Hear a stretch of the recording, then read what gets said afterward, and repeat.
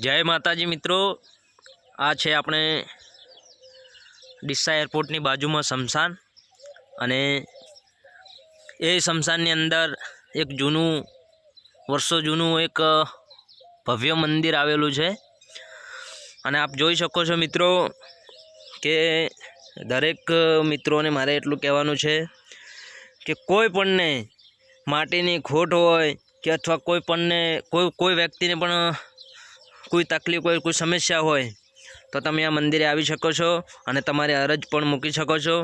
અને નારસુંગા વીર મહારાજનું મંદિર છે, તો મારે દરેક મિત્રોને કહેવાનું છે કે દરેક મિત્રોને કોઈ પણ સમસ્યા હોય તો અહીંયા મંદિરે આવી શકે છે અને શેર માટેની પણ ખોટ હોય પૂરી થઈ જાય છે। અહીંયા ઘરે બેઠા પણ માનો છો તો પણ માનતા અહીંયા પૂરી થઈ જાય છે। તો દરેક મારા ભાઈઓ બહેનો મિત્રોને વિનંતી છે કે જરૂર આ મંદિરે તમારી કોઈ પણ અરજ હોય તો તમે આ મંદિરે ભળાવી શકો છો અને અથવા તમારો કોન્ટેક્ટ કરવો હોય તો આપણે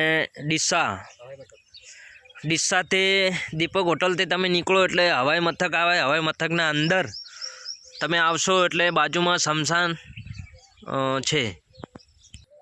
ડીસા હવાઈ મથકની બાજુમાં સ્મશાન આવેલું છે। સ્મશાનના અંદર આ મસાણિયા વીર દાદાનું મંદિર છે।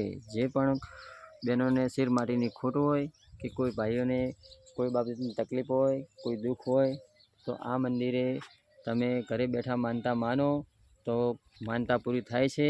ને જે પણ માણસને માનતા પૂરી કોઈ પણ કામ હોય તો આ મંદિરે બે હાથ જોડી ને ઘરે બેઠા પણ હાથ જોડીને માનતા માની શકે છે ને કાં તો મંદિરે આવીને પણ અરજ કરી શકે છે। અહીંયા કોઈ ભૂવા ભક્તો છે નહીં, વગડાના અંદર આ મંદિર છે ને જે પણ માણસને કોઈ પણ તકલીફ હોય તો આ મંદિરે બે હાથ જોડી ને અરજ કરવાની રહેશે।